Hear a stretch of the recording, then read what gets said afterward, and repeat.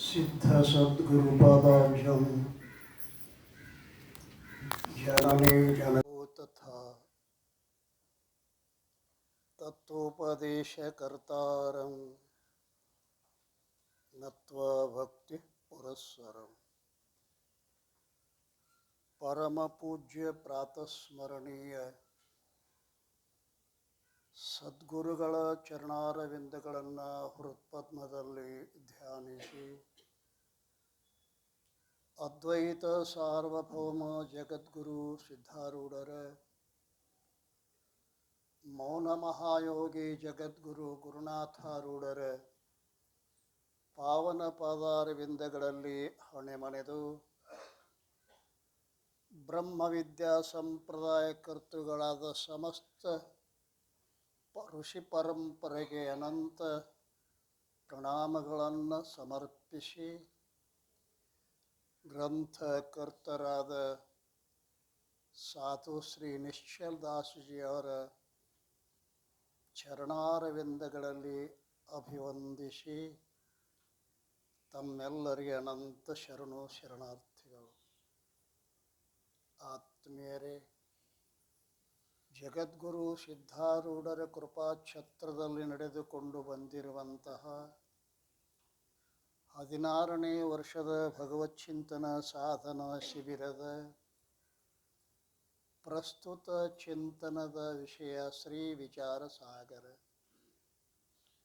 ವಿಚಾರ ಸಾಗರದ ಆರಂಭದಲ್ಲಿ ಮಂಗಲಾಚರಣೆಯನ್ನು ಮಾಡಿದ ಆ ಬಳಿಕ ಈಗ ಗ್ರಂಥದ ಮಹಿಮೆಯನ್ನು ಪ್ರತಿಪಾದನೆ ಮಾಡ್ತಾ ಇದ್ದಾರೆ.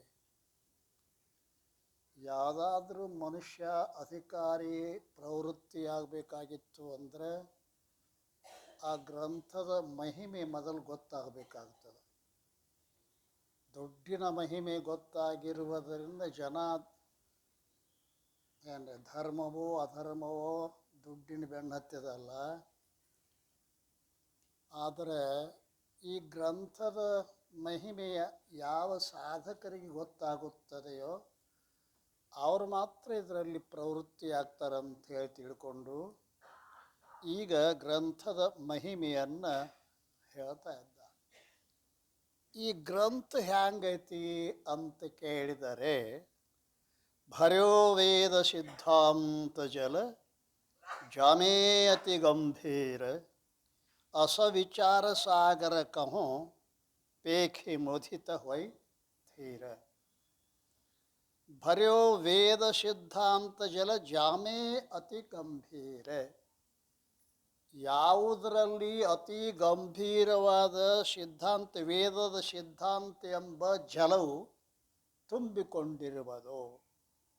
ಸಾಗರದಲ್ಲಿ ನೀರಿನ ಜಲ ಹೆಂಗೆ ತುಂಬಿಕೊಂಡಿರುತ್ತದೆಯೋ ಈ ವಿಚಾರ ಸಾಗರವೆಂಬ ಗ್ರಂಥದ ತುಂಬ ಏನು ತುಂಬ್ಯದ ಅಂತ ಕೇರ ವೇದದ ಸಿದ್ಧಾಂತ ಜಲ. ಆ ವೇದದ ಸಿದ್ಧಾಂತ ಏನು?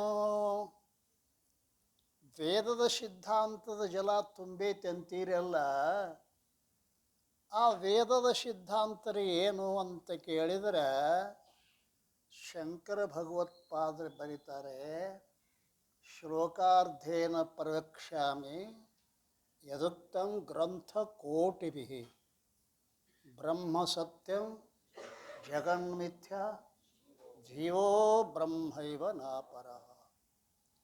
1 ಕೋಟಿ ಗ್ರಂಥದ ಸಾರವನ್ನು ಅರ್ಧ ಶ್ಲೋಕನಾಗ ಹೇಳ್ತೀವಿ ಅಂತಾರೆ. ಯಾಕಂದ್ರೆ ಮುಂದಿನ ದಿನಮಾನದಲ್ಲಿ ಟೈಮ್ ಇಲ್ಲದ ಜನ ಬರೋರಿದ್ದಾರೆ ಅಲ್ರಿ. ಅರ್ಧ ಶ್ಲೋಕನಾಗ ಕೋಟಿ ಗ್ರಂಥದ ಸಾರ ಏನ್ರಿ? ಅದೇನು?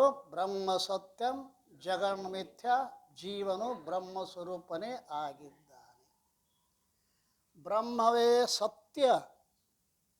ಸತ್ಯ ಅಂದರೆ ಏನು? ಎಲ್ಲವೂ ನಾಶವಾದರೂ ಕೂಡ ಯಾವುದು ನಾಶವಾಗಲಾರದೆ ಇರುತ್ತದೆಯೋ ಅದಕ್ಕೇನಂತಾರೆ? ಸತ್ಯ ಅಂತ ಕರೀತಾರೆ. ಯಾವುದು ತೋರಿ ಅಡಗುವಂಥದ್ದಾಗಿದೆಯೋ ಅದು ಮಿಥ್ಯ. ಪ್ರಪಂಚ ನಮಗೆ ಪ್ರತ್ಯಕ್ಷ 5 ಇಂದ್ರಿಯಗಳಿಗೆ ಗೋಚರವಾಗತಕ್ಕಂಥ ಈ ಜಗತ್ತ ಸುಳ್ಳು ಅಂತಾರಲ್ಲ, ಏನು ಇವ್ರ ತಲೆ ಕೆಟ್ಟದ್ದು ಕಾಣಿಸ್ತದೆ ಅಂತ ಕೆಲವು ಜನರ ಅಭಿಪ್ರಾಯ ಇರಬಹುದು. ಪ್ರತ್ಯಕ್ಷವಾಗಿ ತೋರ್ತಕ್ಕಂಥ ಜಗತ್ತು ಮಿಥ್ಯಾ ಅಂತಿರಲ್ಲ ಅಂತ ಕೇಳಿದ್ರೆ, ಯಾವ ರೀತಿ ನಿಮಗೆ ಸ್ವಪ್ನ ಪ್ರತ್ಯಕ್ಷವಾಗಿ ತೋರ್ತದ ಇಲ್ಲ? ಸ್ವಪ್ನ ಪ್ರತ್ಯಕ್ಷವಾಗಿ ತೋರಿದ್ರೆ ಅದಕ್ಕೆ ಸತ್ಯ ಅಂತೀರೇನು ನೀವು? ಯಾವುದು ತೋರುತ್ತದೆಯೋ ಅದು ಸತ್ಯ ಅಂತ ಅಲ್ಲ. ಅದು ತೋರಿ ಅಡಗುವಂಥದ್ದು ಯಾವುದೈತಲ್ಲ ಅದು ಮಿಥ್ಯ ಅದ. ಯಾವುದು ತೋರಲಾರದೆ ಇರುವಂಥದ್ದಾಗಿದೆಯೋ ಅದು ಸತ್ಯ ಅದ. ಬ್ರಹ್ಮ ಸತ್ಯಂ ಜಗನ ಮಿಥ್ಯ, ಜೀವನು ಬ್ರಹ್ಮಸ್ವರೂಪನೇ ಆಗಿದ್ದಾನೆ. ಜೀವ ಹ್ಯಾಂಗೆ ಬ್ರಹ್ಮಸ್ವರೂಪ ಅಕ್ಕನ ಅನ್ನೋದನ್ನು ಇದರಲ್ಲಿ ಬಹಳಷ್ಟು 4ನೇ ತರಂಗ ಒಳಗಂತೂ ಸಾಕಷ್ಟು ಚಿಂತನೆ ಮಾಡಿದ್ದಾರೆ. ಆದ್ದರಿಂದ ವೇದ ಬರೆಯೋ ವೇದ ಸಿದ್ಧಾಂತ ಜಲ, ಯಾವ ಗ್ರಂಥದಲ್ಲಿ ಸಿದ್ಧಾಂತದ ಜಲವೇ ತುಂಬಿಕೊಂಡಿರುತ್ತದೆಯೋ ಅಂತಹ ಅಸವಿಚಾರ ಸಾಗರಕಂ, ಅಂತಹ ವಿಚಾರ ಸಾಗರವನ್ನು ನಾನು ಹೇಳುತ್ತೇನೆ ಅಥವಾ ಬರೆಯುತ್ತೇನೆ. ಯಾಕೆ ಬರಿತೀರಿ ಅಂದ್ಕರ ಪೇಖಿ ಮುದಿತ ಹೊಯ್ಧೀರ, ಅದನ್ನು ನೋಡಿ ಸಂತೋಷವನ್ನು ಪಡೀತಾ ಇದ್ದಾರೆ ಧೀರರು. ಧೀರನು ಶಬ್ದ ನೀವು ಕೇಳಿದೀವಲ್ಲ, 2 ಅಕ್ಷರ ಶಬ್ದದ ಇದು. ಧೀರ ಅಂದರೆ ಏನು ಅಂತ ಕೇಳಿದ್ರೆ ಟಿಪ್ಪಣಿಕಾರ ಬರೀತಾನ, ಧೀ ಅಂದ್ರೆ ಬುದ್ಧಿ, ಧೀ ಅಂದ್ರೆ ಬುದ್ಧಿ.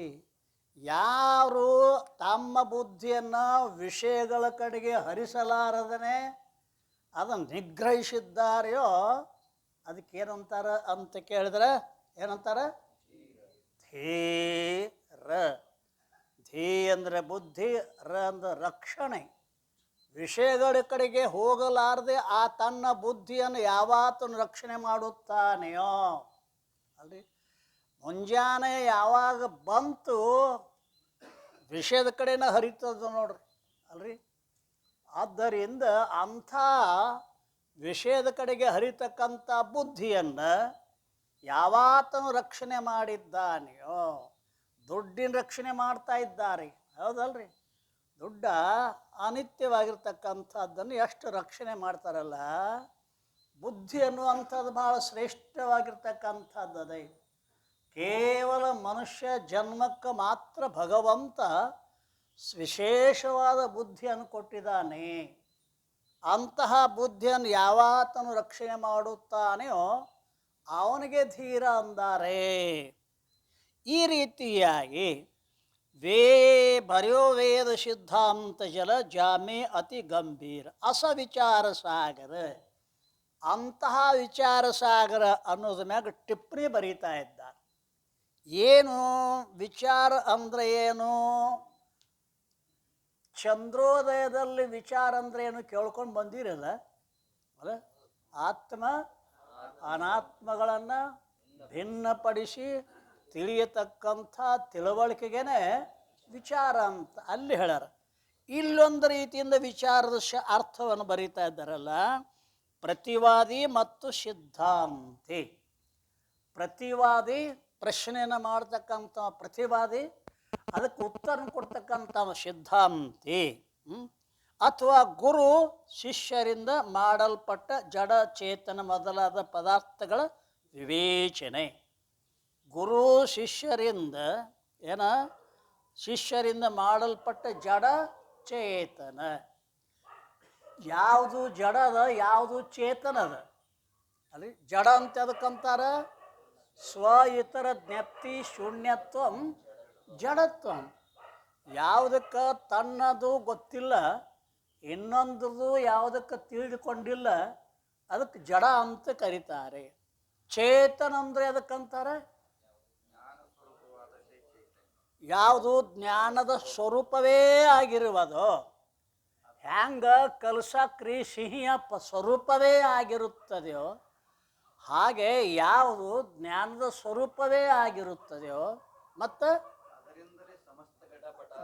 ಸಮಸ್ತ ಘಟಪಟಾದಿಗಳನ್ನು ಯಾವುದು ಪ್ರಕಾಶ ಮಾಡುತ್ತದೆಯೋ, ನಮಗನಿಸ್ತತಿ ನೇತ್ರಾದಿ ಇಂದ್ರಿಯಗಳೇ ಘಟಪಟಾದಿಗಳನ್ನು ಪ್ರಕಾಶ ಮಾಡುತ್ತವೆ ಅಂತ ನಮಗನಿಸ್ತದೆ. ವಾಸ್ತವಿಕವಾಗಿ ಈ ನೇತ್ರಾದಿ ಇಂದ್ರಿಯಗಳು ಆ ಜಡ ಪದಾರ್ಥವಾದ ಘಟಪಟಾದಿಗಳನ್ನ ಪ್ರಕಾಶ ಮಾಡುವ ಸಾಮರ್ಥ್ಯ ಇಲ್ಲ ಅಲ್ರಿ. ಆದ್ದರಿಂದ ಅವೆಲ್ಲ ಆತ್ಮನ ಯಾವ ಅರಿವನ್ನು ಪಡೆದುಕೊಂಡು ಯಾವ ನೇತ್ರದ್ವಾರ ಬಂದು ಘಟಾದಿ ಪ್ರಪಂಚವನ್ನು ಅರಿಯುವಂಥದ್ದಾಗಿದೆ. ಆದ್ದರಿಂದ ಜಡ ಮತ್ತು ಚೇತನ ಮೊದಲಾದ ಇದು ಬಹಳ ಶ್ರೇಷ್ಠವಾಗಿರ್ತಕ್ಕಂಥ ವಿಚಾರವನ್ನು ಎಲ್ಲರೂ ಮಾಡ್ತಾ ಇದ್ದಾರೆ ಅಲ್ರಿ. ಯಾವನೋ ಒಂದು ಮಠದಾಗ ಗುರುಗಳು ಹೇಳಿದರು, ಶಿಷ್ಯಾಗ ಬಾಳೆಹಣ್ಣು ತಗೊಂಡ್ಕೊಂಡು ಬಾರಪ್ಪ. ಹ್ಞೂನ್ರಿ ಅಂತ ಚೀಲ ತೊಗೊಂಡ, ದುಡ್ಡು ತೊಗೊಂಡ. ತಮ್ಮ ಬಾಳೆಹಣ್ಣು ವಿಚಾರ ಮಾಡಿ ತೊಗೊಂಡು ಬಾ ಅಂದ. ಹ್ಞೂನ್ರಿ ಅಂದ. ವಿಚಾರ ಮಾಡಿ ತೊಗೊಂಬ ಅಂದಾರ ಅಂಥೇಳಿ ಒಬ್ಬ ಹೆಣ್ಮಗಳು ಬಾಳೆಹಣ್ಣು ಮಾರಾಕತ್ತಿದ್ದಳಲ್ಲ. ಯಾವ್ರ ಹೆಣ್ಮಗಳು, ಯಾವ್ರ ಆಕಿ? ನಾ ಎಂಥ ಊರಾಕಿ? ಬಾಳೆ ಗಿಡ ಎಷ್ಟು ಹಚ್ಚಿದ್ರಿ? ವಿಚಾರ. ಬಾಳೆ ಗಿಡ ಎಷ್ಟು ಹಚ್ಚಿದ್ರಿ? 1,000. ನೀವು ಮನ್ಯಾಗ ಮಂದಿ ಎಷ್ಟು ಅದೀರಿ? ಮಕ್ಕಳ ಮದುವೆ ಯಾರು ಎಷ್ಟಾಗ್ಯದ? ಯಾರ ಮಕ್ಕಳ ಮದುವೆ ಆಗಿಲ್ಲ? ಯಾರಿಗೆ ಮೊಮ್ಮಕ್ಕಳು ಆಗ್ಯಾವ? ಒಂದು ತಾಸು ತಕ್ಕ ವಿಚಾರ ಮಾಡಿದ್ರಿ. ವಿಚಾರ ಮಾಡಿದ್ರೆ ಆಕೆ ಹೆಂಗೆ ಕೊಡ್ತಿದ್ದಳಿ ಅಲ್ಲ, ಬಂದಾರ ಹಣ್ಣು ಕೊಡತ್ತಿದ್ದಳಿ. ಇದು ವಿಚಾರ ಮಾಡೋದೇ ಇತ್ತು ರೀ. ಒಂದು ತಾಸು ಆದ ಬಳಿಕ ಕೊಳ್ತದ್ದು ಒಂದಿಷ್ಟು ಬಾಳೆಹಣ್ಣು ಇದ್ದು ಅಲ್ಲ, ತಗೋರಪ್ಪ, ಕೊಡ್ರಿ ವಿಚಾರ ಆತು, ಕೊಡ್ರಿ ಅಂತಂದು ತೊಗೊಂಡು ಹೋದ. ಸ್ವಾಮಿ ಮುಂದಿಟ್ಟು ಏನೋ ಅಂದ್ರು ಅವರು. ಅಲ್ಲ ವಿಚಾರ ಮಾಡಿ ತೊಗೊಂಬತ್ತು ಹೇಳಿ, ವಿಚಾರ ಮಾಡೋಕೆ ಒಂದು ತಾಸು ಹಿಡಿದತ್ರಿ ಅಂದವ ಅಲ್ಲ. ಯಾವುದು ಪ್ರಾಮುಖ್ಯವಾಗಿರ್ತಕ್ಕಂಥದ್ದೆಯೋ ಅದನ್ನು ಬಿಟ್ಟು, ಬಾಳೆಹಣ್ಣು ಸರಿ ಅದಾವೋ ಅಥವಾ ಇಲ್ಲೋ ಇಷ್ಟು ಬಿಟ್ಟು ಅದ್ರ ಸುತ್ತ ಇರ್ತಕ್ಕಂಥದ್ದನ್ನು ವಿಚಾರ ಮಾಡ್ಯ ನಾವೆಲ್ಲ ಅಟ್ಟೆ ಕೆಲಸ ಮಾಡ್ತೀವಿ. ಆರು ನಾನೆಂದು ವಿಚಾರಿಸು ಅಂತ ಹೇಳ್ಯಾರ ನಿಜವನ್ರು. ಅದನ್ನು ಬಿಡ್ತೀವಿ. ಅವ ಯಾರ, ಇವ ಯಾರ, ಅಕ್ಕಿ ಯಾರ, ಇಕ್ಕಿ ಯಾರ? ಅಯ್ಯೋ, ಈ ವಿಚಾರಗಳು ಸರಿಯಾದ ಅರ್ಥದಿಂದ ಕೂಡಿಕೊಂಡಿಲ್ಲ. ಆದ್ದರಿಂದ ಜಡ ಮತ್ತು ಚೇತನ ಮೊದಲಾದ ಪದಾರ್ಥಗಳ ವಿವೇಚನೆ ಅಂದ್ರೆ ನಿರ್ಣಯ ಅಲ್ರಿ. ವಾದ ಮಾಡಿ ಕೊನೆಗೊಂದು ನಿರ್ಣಯ ಆಗ್ತೈತಲ್ಲ, ಆ ನಿರ್ಣಯಕ್ಕೇ ಏನಂತಾರೆ ಅಂತೀರ? ವಿಚಾರ. ಗುರು ಶಿಷ್ಯರು ಮಾಡಿರ್ತಕ್ಕಂಥ ಏನು ಚರ್ಚೆ ಮಾಡಿ ನಿರ್ಣಯವಾಗಲ್ಪಟ್ಟಂಥದ್ದು ಏನದ ಅದಕ್ಕೆ ವಿಚಾರ ಅಂತೆ. ಇಲ್ಲಿ ವಿಚಾರ ಶಬ್ದದಿಂದ ಅಜಹತ ಲಕ್ಷಣ ಮಾಡಿ ಪ್ರತಿವಾದಿ ಮೊದಲಾದರಿಂದ ನಿರ್ಣಿತವಾದ ಅರ್ಥರೂಪ ವಿಚಾರದ ವಿಷಯವಾದರೂ ಕೂಡ ಗ್ರಹಣವಿರುತ್ತದೆ. ಈ ಜಡಚೇತನಗಳ ಪದಾರ್ಥಗಳ ವಿವೇಚನೆ ಅಷ್ಟೇ ಅಲ್ಲ, ಅದರ ಜೊತೆಗೆ ಅದನ್ನು ಅಜಹತ ಲಕ್ಷಣದಿಂದ, ಅಜಹತ ಲಕ್ಷಣ ಅಂತ ಅದಕ್ಕಂತಾರೆ, ವಾಚಾರ್ಥವನ್ನು ತ್ಯಾಗ ಮಾಡಲಾರದನೆ ವಿಶೇಷ ಅರ್ಥವನ್ನು ಗ್ರಹಣ ಮಾಡುವುದಕ್ಕೆ ಏನಂತಾರೆ? ಅಜಹತ ಲಕ್ಷಣ. ಇಲ್ಲಿ ಜಡಚೇತನ ಮೊದಲಾಗಿರ್ತಕ್ಕಂಥ ಪದಾರ್ಥಗಳ ವಿಚಾರಣೆ ಏನೈತಲ್ಲ, ಅದನ್ನು ಬಿಡಲಾರದನೆ ಅಧಿಕವಾಗಿರ್ತಕ್ಕಂಥದ್ದು ಏನು ಅಂತ ಕೇಳಿದ್ರೆ, ಪ್ರತಿವಾದಿ ಮೊದಲಾದ ನಿರ್ಣಿತವಾದ ಅರ್ಥರೂಪ ವಿಷಯವಾದರೂ ಆ ವಿಚಾರಕ್ಕೆ ವಿಷಯವೂ ಕೂಡ ಯಾವುದದನೋ ಅದನ್ನು ಕೂಡ ನೀವು ಗ್ರಹಣ ಮಾಡಬೇಕು ಅಂಥೇಳಿ ಆ ವಿಚಾರ ರೂಪ ನಿರ್ಣಿತ ಅರ್ಥವೇ ಸಿದ್ಧಾಂತವಿರುತ್ತದೆ. ಗುರು ಶಿಷ್ಯರು ಕೂಡಿ ಮಾಡಿದ ವಿಚಾರ ನಿರ್ಣಿತ ಅರ್ಥವೇ ವಿಚಾರ ಶಬ್ದಕ್ಕೆ ಅರ್ಥವಂತ ಹೇಳಿ, ಆ ಬಳಿಕ ಸಾಗರ ಕಹು ಪೇಖಿ ಮುದಿತ ಹೊಯ್ಧೀರ. ಪೇಖಿ 2 ಹೌದಲ್ಲ, ಮುದಿತ 3 ಮತ್ತು ಧೀರ. ಕೈಯೊಳಗೆ ಪುಸ್ತಕ ಇದ್ರೆ ಚಲೋ ಹೌದಲ್ರಿ. ಕನ್ನಡಿದ್ರೆ ಮುಖ ಹೆಂಗೈತಿ ನಿಮಗೆ ಅಪರೋಕ್ಷ ಆಕೈತಿ. ಎರಡನೇದವ್ರು ನಿನ್ನ ಮುಖ ಹಂಗೈತಿ, ನಿನ್ನ ಮುಖ ಹಿಂಗೈತಿ ಮಂದಿನೂ ಹೇಳ್ತಾರೆ. ಖರೆ ಕೈಯಾಗ ಕನ್ನಡಿದ್ದು ಎಷ್ಟು ಅದು ನಿಮಗೆ ಅಪರೋಕ್ಷ ಆಕೈತಿ ಅಲ್ಲ. ಕೈಯಾಗ ಗ್ರಂಥ ಹಿಡಿಯೋರು ಭಾಳ ಕಡಿಮೆ. ಕೇಳಿ ಹೋಗೋದು ಪುರಾಣಗಳು, ಕೇಳಿ ಎದ್ದು ಹೋಗೋದು ಪುರಾಣ ಶಾಸ್ತ್ರ ಅಂದರೆ ಕೈಯಾಗ ಗ್ರಂಥ ಹಿಡ್ಕೊಂಡು ಯಾವ ಶಬ್ದಕ್ಕೆ ಯಾವ ಅರ್ಥವನ್ನು ಹೇಳಿದರು ಅನ್ನೋದನ್ನು ಎಲ್ಲಿ ತನಕ ನೀವು ತಿಳ್ಕೊಳ್ಳೋದಿಲ್ಲ ಅಲ್ಲಿ ತನಕ ಮಾಡಿದ ಶ್ರವಣ ಎಲ್ಲ ವ್ಯರ್ಥವೇ ಅಲ್ರಿ. ನಮಗೆ ಸಿದ್ಧಾತ್ಮರು ಮೊಟ್ಟ ಮೊದಲು ನಮ್ಮ ಊರಿಗೆ ನೀವು ಪ್ರವಚನಕ್ಕೆ ಬರಬೇಕು ಅಂತ ಕೇಳಿವು. ಬಸವಾನಂದ ಸ್ವಾಮೀಜಿ ಅವರು ಪುಣ್ಯಾರಾಧನೆಗೋಸ್ಕರವಾಗಿ ಅವ್ರನ್ನ ಕೇಳಕ್ಕೆ ಹೋದ್ರೆ ನಮ್ಮ ಮಂದಿ, ಬರ್ತೀನಪ್ಪ ನೀವು ಆ ಪುಣ್ಯತಿಥಿಯನ್ನು ಏನು ಸಜ್ಕದ ಪುಣ್ಯತಿಥಿ ಮಾಡ್ತಿರೋ ಶಾಸ್ತ್ರ ಮಾಡ್ತಿರೋ ಅಂದ್ರೆ ಅವರು ಅಲ್ಲಿ ಇವನ ಅಂದ್ರೆ ಹಿಂಗೆ ಬೇರೆ ಐತೇನ್ರಿ ಅಂದ್ರೆ ಸಜ್ಕದ ಪುಣ್ಯತಿಥಿ ಅಂದ್ರೇನು ಏನಿಲ್ಲ. 3 ದಿವಸ ಇದನ್ನು ಮಾತಾಡೋದು, ಕೊನೆಗೆ ಒಂದಿಷ್ಟು ಸಜ್ಕ ಮಾಡೋದು, ಏನು ಉಂಡು ಹೋಗಿಬಿಡೋದು, ಹಿಂಗೆ ಮಾಡ್ತೀರಿ ಮತ್ತು ಶಾಸ್ತ್ರ ಮಾಡ್ತಿರೋ ನಾವು ಶಾಸ್ತ್ರ ಮಾಡ್ತೀವಿ ಅಂದರು. ಹಾಗಾದ್ರೆ ಶಾಸ್ತ್ರ ಕೈಯಾಗ ಪುಸ್ತಕ ಹಿಡಿದ ನೀವು ಅಭ್ಯಾಸ ಮಾಡ್ತೀವಿ ಅಂದ್ರೆ ಬರ್ತೀನಿ. ಏನು ರೀ ಕಳಕಳಿ ಮಹಾತ್ಮರ ಕರುಣ ಅಂದರೆ ಹ್ಯಾಂಗದ ವಿಚಾರ ಮಾಡಿರಿ. ಅವರು ಎಲ್ಲಿಯೂ ಇಂಥ ಪ್ರವಚನಕ್ಕೆ ಹೋದವರಲ್ಲ ನಮ್ಮ ಗುರುಗಳು ಅನ್ರಿ. ಆ ಪುಣ್ಯಾತ್ಮ ನಾನು ಸಿಕ್ಕದನ ನಾನು ದೈವ ಅಂತ ನಾನು ತಿಳ್ಕೊಂಡಿದ್ದೀನಿ. ಪುಣ್ಯಾತ್ಮರೇ ಸಾಮಾನ್ಯ ಅಲ್ಲ, ಕೇವಲ ಮೋಕ್ಷವನ್ನು ಹುಡುಕಾಡ್ಕೊಂತ ಬಂದಿರತಕ್ಕಂಥ ಮಹಾತ್ಮ ಯಾವನಾದ್ರೂ ಸದ್ಗುರು ಸಿದ್ದಯ್ಯಪ್ಪ ಮಹಾರಾಜರು ಅಂತ ನಾನು ಎದೆ ಎತ್ತೆ ಕೈ ಎತ್ತಿ ಹೇಳ್ತಾ ಇದ್ದೇನೆ. ಪುಣ್ಯಾತ್ಮ ನೋಡಿದವರು ಅದಾರ ಇಲ್ಲಿ ಅವ್ರನ್ನ ಅಂಥವ್ರು ಎಲ್ಲರೂ. ಆದ್ದರಿಂದ ಅಭಿಪ್ರಾಯ ಏನು ಅಂತ ಕೈಯೊಳಗೆ ಗ್ರಂಥ ಇತ್ತು ಅಂತಂದ್ರೆ ನೀವು ಸಾಧಕರು ಅನ್ನುವಂತಹ ಶಬ್ದಕ್ಕೆ ಯೋಗ್ಯರು ಅಂತ. ಇಲ್ಲದ ಏನು ಸುಮ್ಮನೆ ಕೇಳಿ ಎದ್ದು ಹೋಗೋ ಕಂಪ್ನಿ ಏನು ಕೆಲಸ ಆಗೋವಂಗಿಲ್ಲ. ಯಾಕೆ ಕೈಯಾಗ ಕರಡಿದ್ರೆ ಮುಖ ಹೆಂಗೆ ಅಪರೋಕ್ಷವಾಗಿ ಭಾನ ಆಗ್ತದನೋ, ಕೈಯೊಳಗೆ ಗ್ರಂಥ ಇತ್ತಂದ್ರೆ ಯಾವ ಟಿಪ್ಪಣಿಗೆ ಯಾವ ಅರ್ಥವನ್ನು ಹೇಳಿದರು ಅನ್ನೋದನ್ನು ಕೂಡ ಅತ್ಯಂತ ಅನುಭವಕ್ಕೆ ಬರ್ತತಿ. ಆದ್ದರಿಂದ ಏನು ಹೇಳಿದ್ರು ಪೇಖಿ 2ನೇ ನಂಬರ್ ಏನದಲ್ಲ, 2ನೇ ನಂಬರ್ ಏನದಪ್ಪ, ಮೇಘದಿಂದ ಈ ವಿಚಾರ ಸಾಗರ ಯಾವ ರೀತಿಯಿಂದ ತಯಾರಾಗ್ತದೆ. ಸಾಗರದಲ್ಲಿ ನೀರು ಇರ್ತದಲ್ಲ, ನೀರು ಎಲ್ಲಿದ ಬರ್ತದೆ, ಹ್ಯಾಂಗೆ ಬರ್ತದೆ ಅನ್ನೋದನ್ನು ಇಲ್ಲಿ ಪ್ರತಿವಾದಿ ಅಥವಾ ಶಿಷ್ಯರೂಪ ಗಾಳಿಯಿಂದ ಪ್ರೇರಿತವಾದ ಯಾವ ಸಿದ್ಧಾಂತಿ ಅಥವಾ ಗುರುರೂಪ ಮೇಘವಿರುತ್ತದೆ. ಮೇಘ ಅಂದ್ರೆ ಮೋಡ. ಯಾವುದು ಅಪಾರವಾದ ಜಲರಾಶಿಯನ್ನು ಹೊತ್ತುಕೊಂಡು ಏನ್ರಿ ಅದು ತಿರುಗಾಡುತ್ತದೆಯೋ ಇದಕ್ಕೇನಂತಾರ ಮೇಘ. ಅದು ಅಪಾರವಾದ ಜಲರಾಶಿ ತುಂಬಿದ ಅದರೊಳಗೆ. ಅಂತಹ ಜಲರಾಶಿಗೆ ಯಾವುದು ಮೇಘ ಅಂದರೆ ಯಾವುದು ಅಂತ ಕೇಳಿದ್ರೆ ಶಿಷ್ಯರೂಪ ಗಾಳಿಂದ ಪ್ರೇರಿತವಾದ ಯಾವ ಸಿದ್ಧಾಂತಿ. ಶಿಷ್ಯ ಪ್ರಶ್ನೆ ಮಾಡ್ತಾ ಇದ್ದಾನೆ. ಪ್ರಶ್ನೆ ಮಾಡಿದ ಹೊರತಾಗಿ ಗುರುಗಳಲ್ಲಿ ಆ ಮೇಘ ಅನ್ನುವಂಥದ್ದು ತಯಾರಾಗೋದಿಲ್ಲ. ಅದು ಶಿಷ್ಯ ಪ್ರಶ್ನೆ ಮಾಡ್ತಾ ಇದ್ದಾನೆ. ಯಾಕೆ ಪ್ರಶ್ನೆ ಮಾಡುವುದರಿಂದ ಅವ ಯಾವ ಮಟ್ಟದಾಗ ಅದಾನ ಅನ್ನೋದು ಗುರುಗಳಿಗೆ ಗೊತ್ತಾಗ್ತದೆ. ಎಂಥ ಅಧಿಕಾರಿ ಅವ, ಏನು ಪ್ರಶ್ನೆ ಮಾಡ್ತಾ ಇದ್ದಾನೆ ಅಲ್ಲ. ನಮ್ಮ ಎಮ್ಮೆ ಒಟ್ಟು ಕರಣ ಹಾಕುವಲ್ರಿ, ಇದು ಪ್ರಶ್ನೆನೇ ಅಲ್ರಿ. ನಮಗೆ ಹುಡುಗರ ಮಕ್ಕಳು ಆಗುವಲ್ಲರು, ಇದು ಪ್ರಶ್ನೆನೇ. ಇವೆಲ್ಲ ಬಾಗಿಲು ಅಚ್ಚಕ ಬಿಟ್ಟು ಬರ್ರಿ. ಅದು ನಿಮ್ಮ ಪ್ರಾರಬ್ಧದಲ್ಲಿಲ್ಲ. ನಿಮ್ಮ ಪ್ರಾರಬ್ಧ ಏನಿರ್ತೈತಿ ಅದು ಪ್ರಾರಬ್ಧ ಪಹಲೆ ರಚೆ पीछे रचे शरीर तुलसी चिंता क्यों करे भजरे श्री रघुवीर ಅಲ್ಲ. ಇನ್ನು ನಿನ್ನ ಮಕ್ಕಳು ಮರಿ ಎಮ್ಮೆ ಪಾಮಿ ಇವೆಲ್ಲ ನಿನ್ನ ದೈವದಾಗ ಇದ್ದದ್ದನ ಮೊದಲು ಹುಟ್ಟುಕ್ಕಿಂತ ಮೊದಲು ಏನಾಗೈತಿ ಪ್ರಾರಬ್ಧ ತಯಾರಾಗ್ಯದ. ಹೌದಲ್ರಿ. ನೀವು ಮನೆ ಕಟ್ಟೋಕ್ಕಿಂತ ಮೊದಲು ಪ್ಲ್ಯಾನ್, ಹೌದಲ್ರಿ, ಪ್ಲ್ಯಾನ್ ರಚನೆ ಮಾಡಿ ಮನೆ ಹಂಗೆ ಕಟ್ಟಕ್ಕೆ ಶುರು ಮಾಡ್ತಿರಲ್ಲ, ನೀವು ಹುಟ್ಟೋಕ್ಕಿಂತ ಮೊದಲು ನಿಮ್ಮ ಪ್ರಾರಬ್ಧ ತಯಾರಾಗ್ಯದ. ಅದ್ರ ಬಗ್ಗೆ ಚಿಂತೆ ಮಾಡಬೇಡ್ರಿ. ವಿಚಾರ ಮಾಡೋದೇನು, ನಾನು ಯಾರು, ವಿಚಾರಕ್ಕೆ ಮುಖ್ಯವಾಗಿರ್ತಕ್ಕಂಥದ್ದು. ಅಂಥ ಪ್ರಶ್ನೆಯನ್ನು ಯಾವ ಶಿಷ್ಯ ಮಾಡ್ತಾ ಇಲ್ಲ. ಶಿಷ್ಯ ಪ್ರಶ್ನೆ ಮಾಡಿದಂದ್ರೆ ಗುರುಗಳಲ್ಲಿ ಏನಾಕತಿ ಅಂತ ಕೇಳಿದ್ರೆ ಮೇಘ ತಯಾರಾಗ್ತದೆ.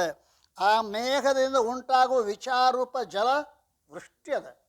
ಮೇಘದಿಂದ ಬೀಳ್ತೈತಲ್ಲ ವೃಷ್ಟಿ ಅಂದ್ರೆ ಮಳೆ, ಅದಕ್ಕೆ ಏನಂತಾರೆ ಅಂತ ಕೇಳಿದ್ರೆ ಜಲದ ವೃಷ್ಟಿ ಇರುತ್ತದೆ.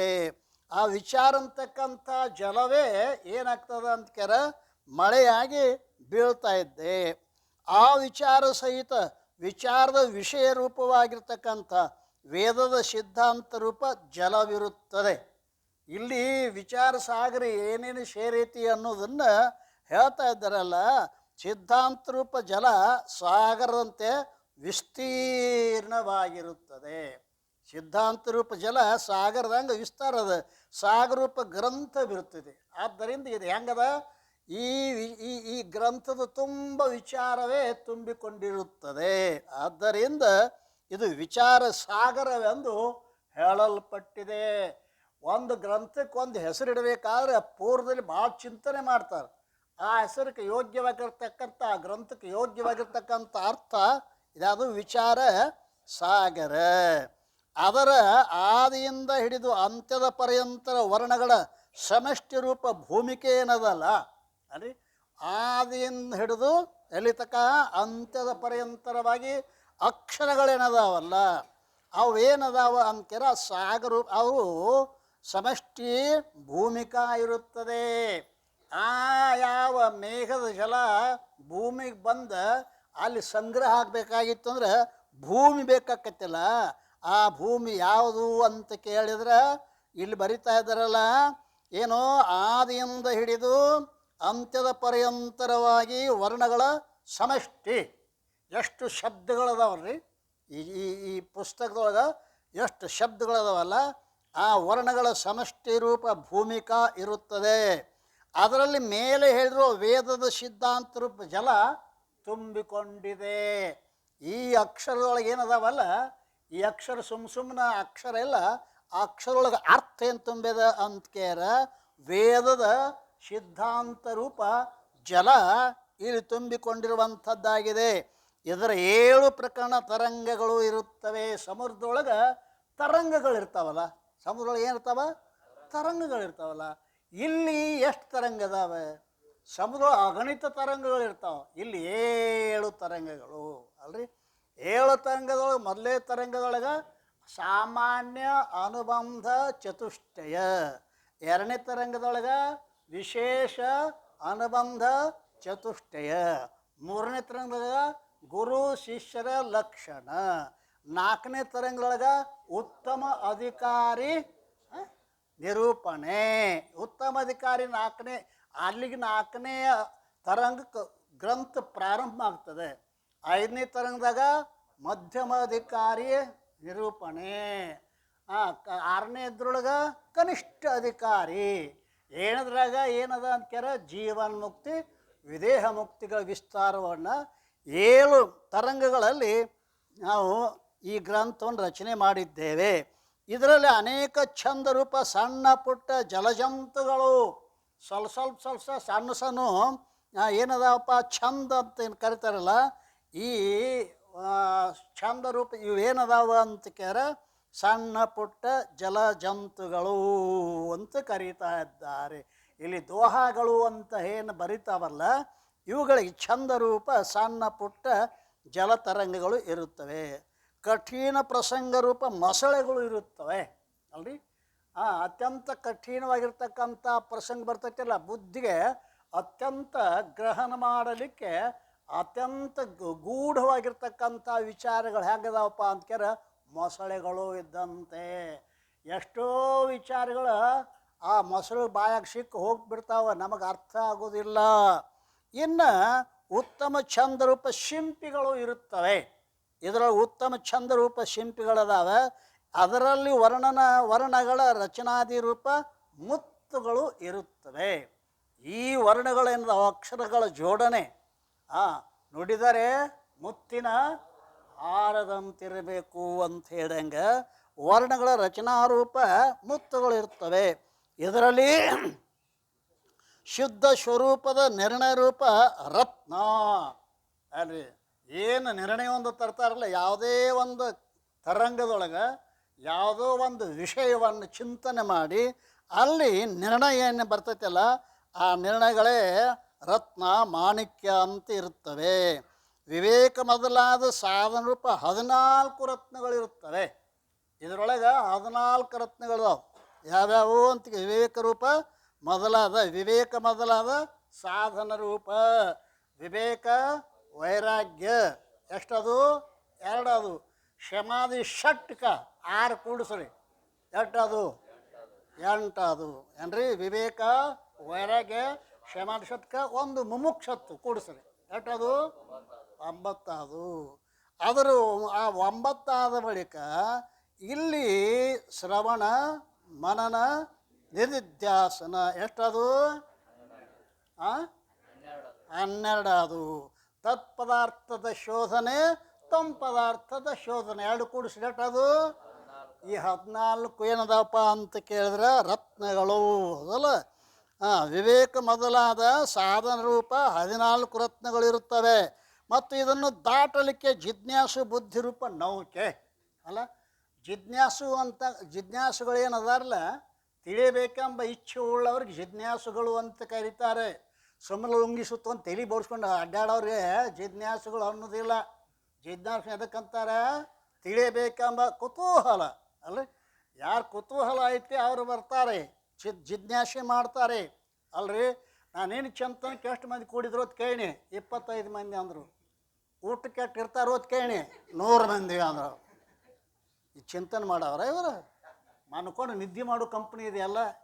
ಯಾಕೆ ಕರೆದಾರ ಸಿದ್ದಾಡಪ್ಪ ನಿಮ್ಮನ್ನು?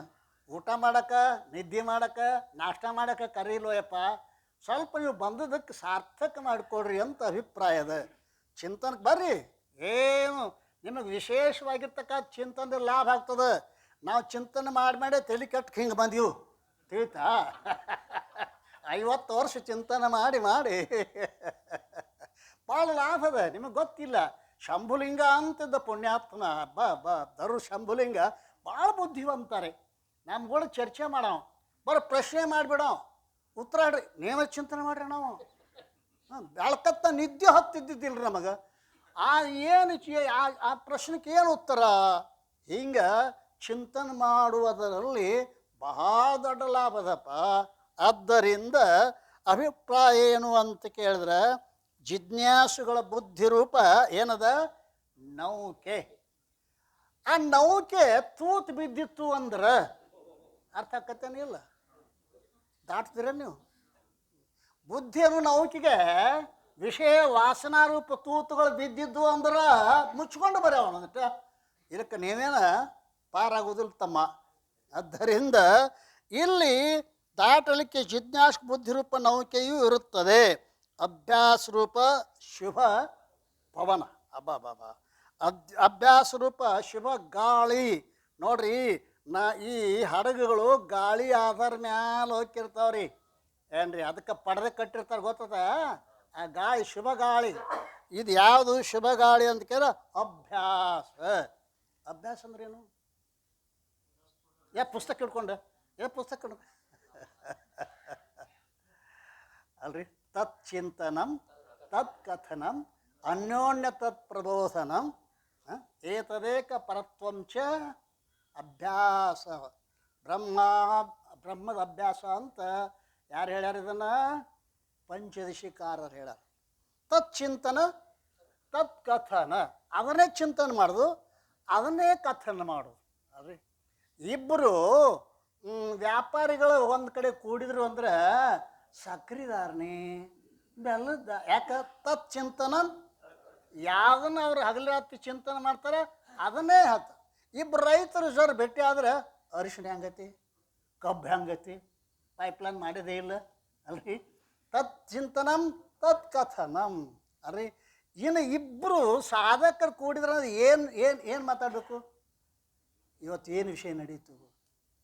ಸಾರು ಭಾಳ ಚಲೋ ಆಗಿತ್ತಪ್ಪ. ಈ ಸಾಧಕರ ಇವರು ಉಣ್ಣಾಕ ಬಂದಾರ ಹೊರತು ಇವರು ಸಾಧಕರಲ್ಲೋ ಯಪ್ಪ.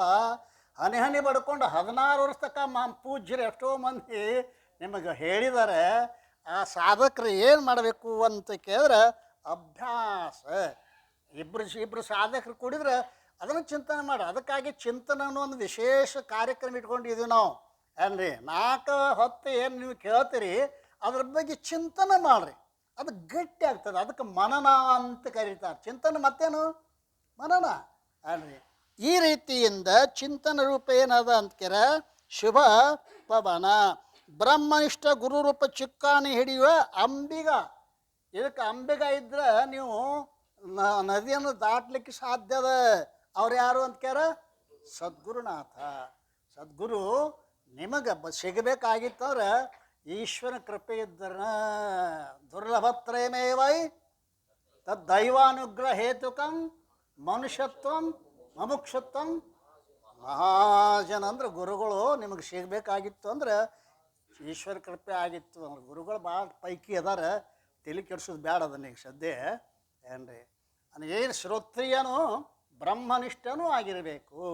ಕರುಣ ಸತ್ಕಲೆ ಶಾಸ್ತ್ರ ಪರಿಣತೆ ನಿರಾಶೆ ಸೌಂದರ್ಯತೆ ಸುಮುಖತ್ವ ಸುಗುಣ ಸುಜ್ಞಾನಗಳಿರಲಿ ಅವನೇ ಶೈವ್ಯ ಗುರುವಕ್ಕೂ ಅಂತ ಹೇಳಿದ್ದಾರೆ ಪುಣ್ಯಾತ್ಮರೇ. ಅಂಥ ಚಿಕ್ಕಾನಿ ಹಿಡಿತಕ್ಕಂಥ ಸದ್ಗುರು ಅಂಬಿಗ.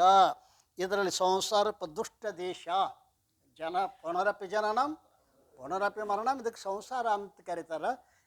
ಇದನ್ನು ಈ ದುಷ್ಟ ದೇಶದಿಂದ ಶಿಷ್ಟ ದೇಶಕ್ಕೆ ನಾವು ಹೋಗ್ಬೇಕಾಯ್ತಲ್ಲ, ಅದಕ್ಕೆ ಸಂಬಂಧಿಯಾಗಿರ್ತಕ್ಕಂಥ ಅಜ್ಞಾನ ರೂಪ ದಂಡೆ ಇರುತ್ತದೆ.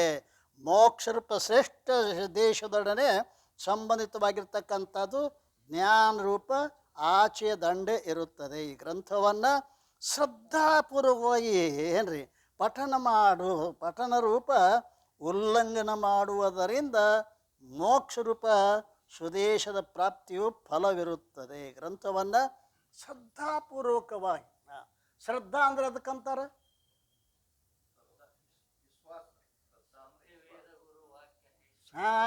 ವೇದ ಗುರು ವಾಕ್ಯಮೇ ಅಲ್ಲ, ವೇದಗಳಲ್ಲಿ ಗುರುಗಳಲ್ಲಿ ಹೇಳಿದ ವಚನಗಳಲ್ಲಿ ಅಚಲವಾದ ವಿಶ್ವಾಸಕ್ಕೆ ಶ್ರದ್ಧಾ ಅಂತ ಕರೀತಾರೆ ಅಲ್ರಿ.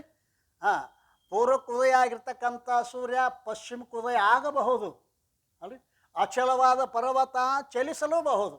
ಆದರೆ ಸದ್ಗುರುಗಳ ಮಾತು ವೇದಗಳ ಮಾತು ಎಂದೆಂದೂ ಸುಳ್ಳಾಗುವುದಿಲ್ಲ ಅನ್ನುವಂಥ ಅಚಲವಾದ ವಿಶ್ವಾಸ ಭಗವಂತ ಅರ್ಜುನನಿಗೆ ಬೋಧ ಮಾಡಿದ. ಏನೋ ಭಗವದ್ಗೀತೆಯನ್ನು. ಯಾಕೆ ಧರ್ಮರಾಜಾಗ ಬೋಧ ಮಾಡಕ್ಕೆ ಬರ್ತಿತ್ತು? ಖಂಡಾಪಟ್ಟೆ ಭೀಮ ಇದ್ದ, ಬುಟ್ಟು ರೊಟ್ಟಿ ತಿನ್ನವ, ಅವಂಗೂ ಉಪದೇಶ ಮಾಡಬೇಕಾಯಿತು ಅಲ್ಲ. ಇನ್ನಿಬ್ರದಾರಲ್ಲ ಕೆಳಗೆ ನಕುಲ ಸಹದೇವ, ಅವರು ಉಪದೇಶ ಮಾಡಬೇಕಾಗಿತ್ತು, ಮಾಡಲಿಲ್ಲ. ಅರ್ಜುನ ಶ್ರದ್ಧಾವಾನ್ ಅಲ್ರಿ. ಸಾಯಂಕಾಲ ಅರ್ಜುನ ಕೃಷ್ಣ ಏನೋ ಸಂಚಾರಕ್ಕೆ ಹೊಂಟಿದ್ರಂತ. ಹೊತ್ತು ಮುಳುಗು ವೇಳೆ ಆಗಿತ್ತು, ಏನೂ ಹೊತ್ತು ಮುಳುಗಿಲ್ಲ.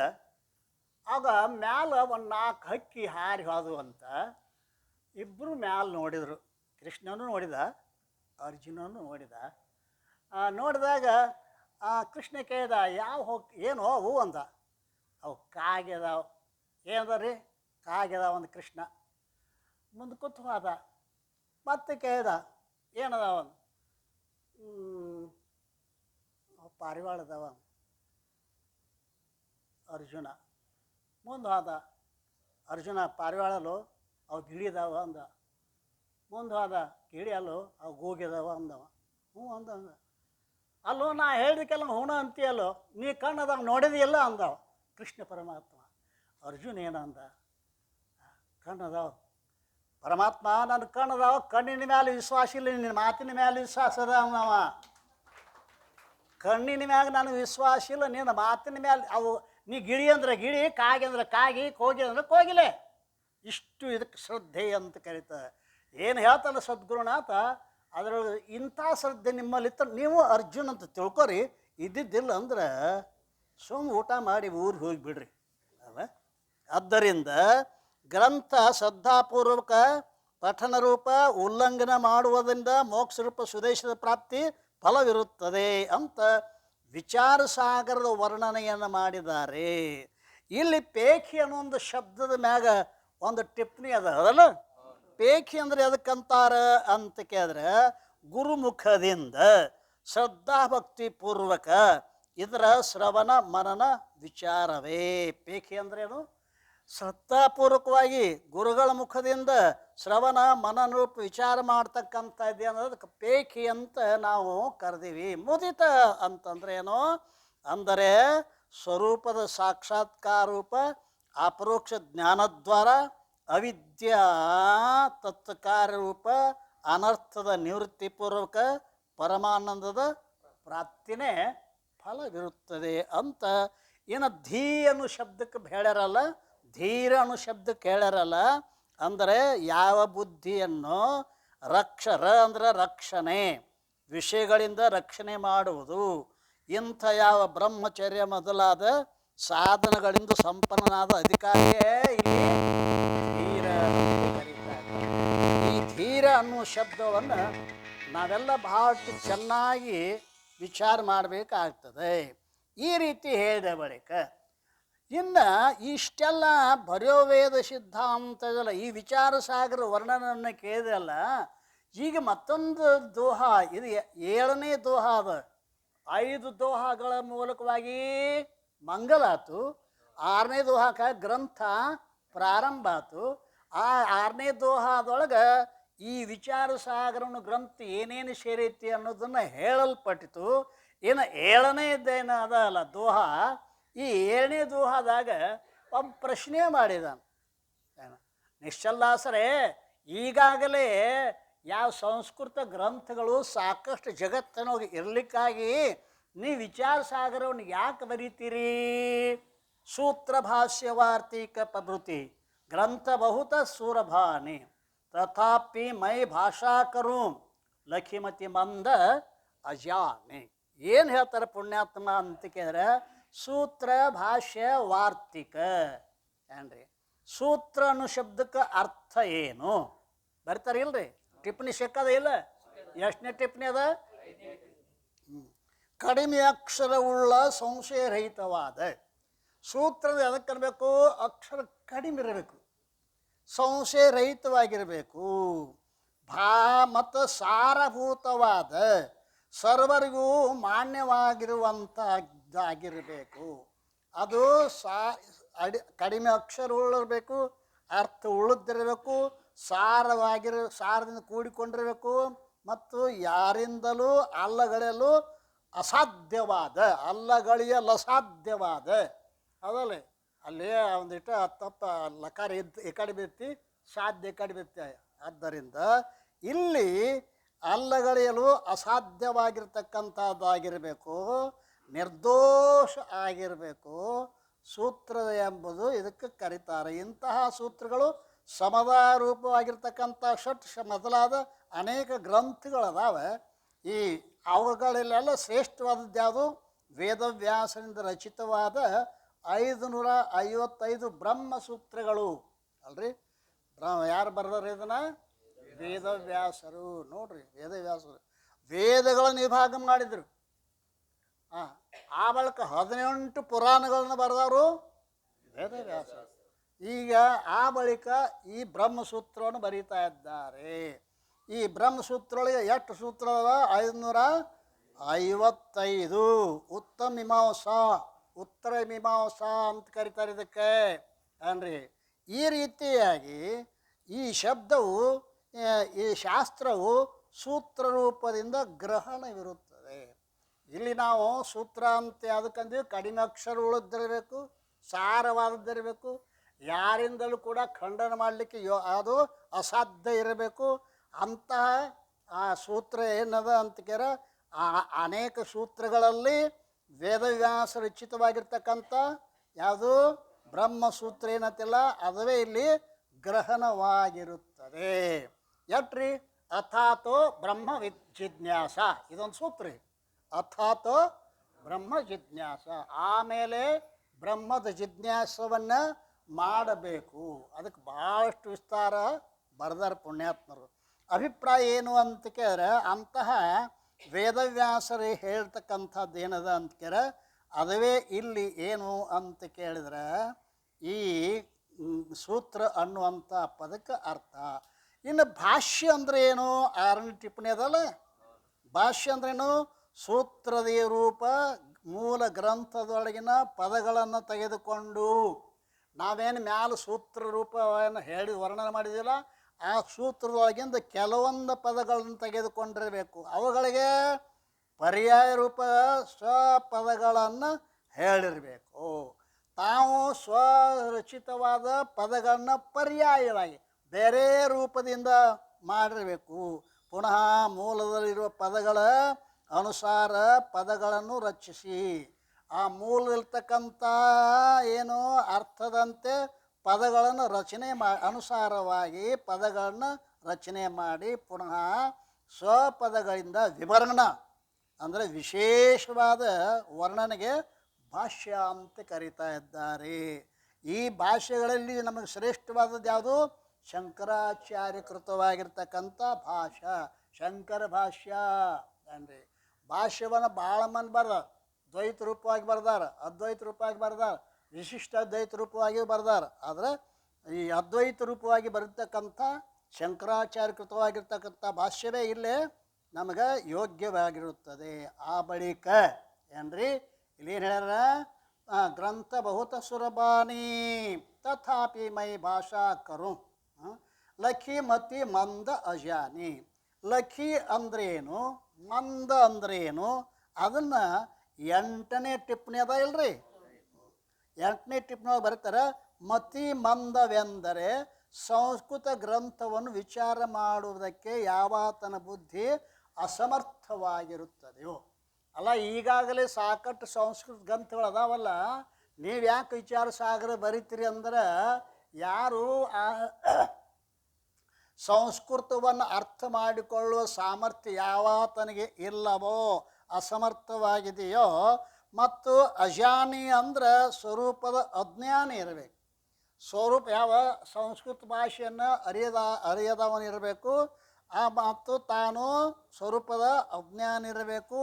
ಇಂಥ ಪುರುಷರನ್ನು ನೋಡಿ, ಲಖಿ ಅಂದರೆ ಲಕ್ಷ್ಯದಲ್ಲಿಟ್ಟುಕೊಂಡು ನಾನು ಪ್ರಾಕೃತ ಗ್ರಂಥವನ್ನು ಬರೆಯುತ್ತೇನೆ. ಪ್ರಾಕೃತ ಗ್ರಂಥ ಅಂದರೆ ವಿಚಾರ ಸಾಗರ ಗ್ರಂಥವನ್ನು ಬರೆಯುತ್ತಾ ಇದ್ದೇನೆ.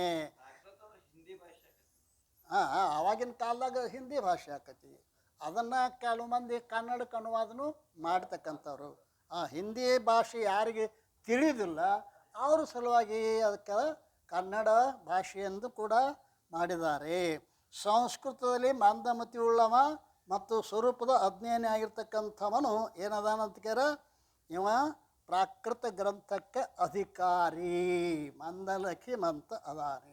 ಈ ರೀತಿ ಆಗಿರ್ತಕ್ಕಂಥ ಸೂತ್ರ ಭಾಷ್ಯ ವಾರ್ತಿಕ ಪ್ರಭೃತಿ ಗ್ರಂಥ ಬಹುತ ಸುರಭಾನಿ ತಥಾಪಿ ಮೈ ಭಾಷಾ ಕರು ಲಖಿಮತಿ ಮಂದ ಅಜ. ಇದಕ್ಕೆ ಟೀಕಾ ಬರಿತಾ ಇದ್ದಾರೆ. ಟೀಕಾ ಏನಂತ ಬರಿತಾ ಇದ್ದಾರೆ? ಯದ್ಯಪಿ ಸೂತ್ರ ಭಾಷ್ಯ ವಾರ್ತಿಕ ಮೊದಲಾದ ಸಂಸ್ಕೃತ ಗ್ರಂಥಗಳು ಸಾಕಷ್ಟು ಇರುತ್ತವೆ ಅಲ್ರಿ. ಸೂತ್ರ ಭಾಷ್ಯ ಮೊದಲಾಗಿರ್ತಕ್ಕಂಥ ಸಂಸ್ಕೃತ ಗ್ರಂಥಗಳು ಸಾಕಷ್ಟು ಇರುತ್ತೆ. ಸಂಸ್ಕೃತ ಅಂದ್ರೆ ದೇವ ಭಾಷಾ ಅಂತ ಕರೀತಾರೆ ಅದಕ್ಕೆ ಏನ್ರಿ. ಸಂಸ್ಕೃತ ಅಂದ್ರೇನು? ದೇವ ಭಾಷಾ. ಅದನ್ನು ಕಲಿತ್ರೆ ಯಾವನಾಗ ಭಾಳಷ್ಟು ವಿದ್ವಾಂಸರು ಆಗ್ತಾ ಇದ್ದಾರೆ. ನಾವು ಸಂಸ್ಕೃತ ಪಾಠ ಒಂದು 3:30ಯಿಂದ 4 ಮಂದಿ ಇರ್ತಾರತ್. ನಾ ಕೇಳೀನಿ, ಗುರುಜಿ ಹೋಗಿ ಹೇಳಿದ್ರು ಇವತ್ತು ಎಷ್ಟು ಮಂದಿ ಸಂಸ್ಕೃತಕ್ಕೆ 4 ಮಂದಿ ಇದ್ದರು ಅಂದ್ರೆ ಅವರು. ಅದಕ್ಕೆ ಡೆಡ್ ಭಾಷಾ ಅಂತ ಕರೀತಾರೆ ಈ ಕಂಪನಿ. ಸಂಸ್ಕೃತ ಭಾಷಾ ಸತ್ತದ ಭಾಷಾ. ಯಾಕೆ ಕಲಿದಿಲ್ಲ? ನೌಕರಿ ಸಿಗಬೇಕ್ರಿ, ನೌಕರಿ ಸಿಗ್ಬೇಕ್ರಿ. ಅಯ್ಯೋ ನಾವು ಬಸವರಾಜ ಪಾಟೀಲ್ ಅಂತ ಭಾಳ ವಿದ್ವಾಂಸರು ಅದಾರ, ಶಿಕ್ಷಣ ತಜ್ಞರು ಅದಾರ. ಅವ್ರು ಬೀದರ್ಕ್ಕೆ ಬಂದಿದ್ದರು. ಬೀದರ್ಕ್ಕೆ ಬಂದಾಗ ಅಲ್ಲಿ ಒಂದು ಮಾತು ಹೇಳಿದರು ಅವರು. ಏನ್ರಿ, ನಾನು 1,00,000 ವಿದ್ಯಾರ್ಥಿಗಳಿಗೆ ಭೇಟಿಯಾಗಿದ್ದೇನೆ. ಭಾಳ ಭಾಳ ಭಾಳ ಪಂಡಿತರು ಅವರು. 1,00,000 ವಿದ್ಯಾರ್ಥಿ ಭೇಟಿಯಾಗಿ ಕೇಳಿದೆ, ಏನಂತ, ನಿಮ್ಮ ಶಿಕ್ಷಣ ಉದ್ದೇಶ ಏನು ಅಂತ ಕೇಳಿದ್ರಂತವ್ರು. ಅನ್ರಿ, 1,00,000 ಮಂದಿ ಒಳಗೆ 99,900 ಮಂದಿ ಏನಂದರು? ನೌಕರಿ ಅಂದ್ರತ್ರಿ. ನೌಕರಿ. ಕೆಲವು ಮಂದಿ ಏನಂದರು? ಜ್ಞಾನಾರ್ಜನೆ. ಜ್ಞಾನ. ನೌಕರಿ ಅಂದರೆ ಒಂದೇ ಮಾರ್ಗ. ಜ್ಞಾನ ಅಂದ್ರೆ ಬದುಕಲಾಕ 1000 ಮಾರ್ಗಗಳನ್ನು ಕಲಿಸೋದು ಜ್ಞಾನ ಅಂತಾರೆ. ಅದು ಪುಣ್ಯಾತ್ಮ. ಬದುಕಲಾಕ 1000 ಮಾರ್ಗಗಳಿದಾವೆ. ಅದೊಂದು ನೌಕರಿ ಸಿಗ್ಲಿದ್ರೆ ಹಗ್ಗ ತೊಗೊಳ್ದು ಮುಂದೆ ಹಾದಿನೇ ಇಲ್ಲಲ್ಲ ಒಂದು. ಅದೊಂದೇ ದಾರಿ ಕಲ್ತ ನಾವು. ಅದಕ್ಕೆ ಬೂಸೂರು ಮಠ ಅವರು ಬರೀತಾ ಇದ್ದಾರೆ, ನೌಕರಿಗಾಗಿ ಕಲಿಯುವ ವಿದ್ಯಾರ್ಥಿಗಳು, ಸಂಬಳಕ್ಕಾಗಿ ಕಲಿಸುವ ಶಿಕ್ಷಕರು. ಈಗಿನ ನೌಕರಿಗಾಗಿ ಕಲಿಯುವ ವಿದ್ಯಾರ್ಥಿಗಳು. ಜ್ಞಾನಕ್ಕಾಗಿ ಅಲ್ಲ ನೌಕರಿ. ಅದ್ರಾಗ ಯಾವ ನೌಕರಿ ನಮಗೆ ಸರಳ ಆಕತಿ ಅಲ್ರಿ. ಈ ನೌಕರಿಗಾಗಿ ಕಲಿತಕ್ಕಂಥ ವಿದ್ಯಾರ್ಥಿಗಳು ಸಂಬಳಕ್ಕಾಗಿ ಹೇಳತಕ್ಕಂಥ ಶಿಕ್ಷಕರು ಅಲ್ಲ. ಈ ಮಕ್ಕಳು ಇವರು ನನ್ನ ಮಕ್ಕಳು ಅಂತ ತಿಳ್ಕೊಂಡು ಅವ್ರಿಗೆ ಯೋಗ್ಯವಾಗಿರ್ತಕ್ಕಂಥ ಕಳಕಳಿಂದ ಉಪದೇಶ ಮಾಡ್ತಕ್ಕಂಥ ಶಿಕ್ಷಕರು ಇವತ್ತು ಸಿಗುವುದಿಲ್ಲ. ನಮ್ಮನ್ನೆಲ್ಲ ಕಿವಿ ಅಡ್ಡಿ ಹಿಡಿದು ಮ್ಯಾಲ ಕೆತ್ತಿದ್ರು. ಯಪ್ಪ ಭಾಳ ಕಠಿಣ ಇತ್ತು. ಚಡಿ ಛಮ್ ಛಮ್ ವಿದ್ಯಾ ಗಮ್ ಗಮ್. ಇದು ಚಡಿ ಛಮ್ ಛಮ್ನೂ ಇಲ್ಲ, ವಿದ್ಯಾ ಗಮ್ ಗಮ್ನೂ ಇಲ್ಲ. ಆದ್ದರಿಂದ ಇಲ್ಲಿ ಸಂಸ್ಕೃತ ಭಾಷೆ ಅನ್ನುವಂಥದ್ದು ಏನದ ಅಂತ ಕೇಳಿದ್ರೆ ಅದು ಶ್ರೇಷ್ಠವಾಗಿರ್ತಕ್ಕಂಥದ್ದು ಅದ. ಆ ಸೂತ್ರ ಭಾಷೆ ವಾರ್ತಿಕ ಮೊದಲಾದ ಸಂಸ್ಕೃತಗಳು ಸಾಕಷ್ಟು ಇರ್ತವೆ ಅಂತ ಶಂಕಾ ಮಾಡಿದ್ರೆ, ತಥಾಪಿ ಅದಕ್ಕೆ ಉತ್ತರ ಹೇಳ್ತಾರೆ, ಸಂಸ್ಕೃತ ಗ್ರಂಥಗಳಿಂದ ಮಂದ ಬುದ್ಧಿಯುಳ್ಳ ಪುರುಷರಿಗೆ ಜ್ಞಾನ ಆಗುವುದಿಲ್ಲ. ಆದರೆ ಭಾಷಾ ಗ್ರಂಥಗಳಿಂದ ಬುದ್ಧಿವಂತವುಳ್ಳ ಭಾಷಾ ಗ್ರಂಥ ಮಂದ ಬುದ್ಧಿಯುಳ್ಳ ಪುರುಷರಿಗೂ ಕೂಡ ಜ್ಞಾನವಾಗುತ್ತದೆ. ಆದ್ದರಿಂದ ಭಾಷಾ ಗ್ರಂಥ ಆರಂಭದ ನಿಷ್ಫಲವಿಲ್ಲ. ನಾವು ಭಾಷಾ ಗ್ರಂಥ ಯಾರ ಸಲುವಾಗಿ ಬರಿತೀವಿ ಅಂತ ಕೇಳಿದ್ರೆ, ಸಂಸ್ಕೃತವನ್ನು ಅರ್ಥ ಮಾಡಿಕೊಳ್ಳಲಾರ್ದ ಮಂದ ಬುದ್ಧಿಯುಳ್ಳ ಪುರುಷರಿಗೆ ಅವ್ರಿಗೆ ಈ ನಮ್ಮ ಗ್ರಂಥದಿಂದ ಜ್ಞಾನ ಆಗ್ತದೆ. ಭಾಷಾ ಗ್ರಂಥ ಆರಂಭ ನಿಷ್ಫಲ. ಆದ್ದರಿಂದ ಸಂಸ್ಕೃತ ಗ್ರಂಥಗಳ ವಿಚಾರದಲ್ಲಿ ಯಾರ ಬುದ್ಧಿಯು ಸಮರ್ಥವಿರೋದಿಲ್ಲವೋ ಅಂಥವ್ರ ಸಲುವಾಗಿ ಗ್ರಂಥದ ಆರಂಭ ಮಾಡಿದ್ದೇವೆ. ಶ್ರೀಮನ್ಯಜೀವನ ಸ್ವಾಮಿಗಳಾಗಲಿ, ಸರ್ಪಭೂಷಣ ಶಿವಗಳಾಗಲಿ, ಕನ್ನಡಕ್ಕೂ ಕೂಡ ಸಾಕಷ್ಟು ನಮಗೆ ವೇದದ ಅರ್ಥವನ್ನೇ ತಂದು ಕೊಟ್ಟಿದ್ದಾರಲ್ಲ, ಅಂಥವರೆಲ್ಲ ಮಹಾತ್ಮರು ನಮ್ಮ ಸಲುವಾಗಿ ಮುಮುಕ್ಷುಗಳ ಸಲುವಾಗಿನ ಭಾಳ ಪರಿಶ್ರಮ ಪಟ್ಟಿದ್ದಾರೆ. ಆದ್ದರಿಂದ ಇಂತಹ ವಿಚಾರ ಸಾಗರವನ್ನು ನಾನು ಬರೆಯುತ್ತಿದ್ದೇನೆ ಅಂತ ಇಲ್ಲಿ ಏನು ಹೇಳ್ದಂಗಾತು ಅಂತ ಕೇಳಿದರೆ, ಈ ಗ್ರಂಥದ ಮಹಿಮೆಯನ್ನು ಹೇಳುವುದರಲ್ಲಿ ಇಷ್ಟೆಲ್ಲ ವಿಚಾರಗಳನ್ನು ನಿಶ್ಚಲದಾಸರು ಈ ವಿಚಾರ ಸಾಗರನ್ನು ಯಾರ ಸಲುವಾಗಿ ಬರಿತೀವಿ ಅನ್ನೋದನ್ನು ಹೇಳಿದ್ದಾರೆ. ಮುಂದಿನ ವಿಷಯವನ್ನು ನಾಳಿನ ದಿವಸ ಚಿಂತನೆ ಮಾಡೋದು. ಸದ್ಗುರುನಾಥ ಮಹಾರಾಜ್.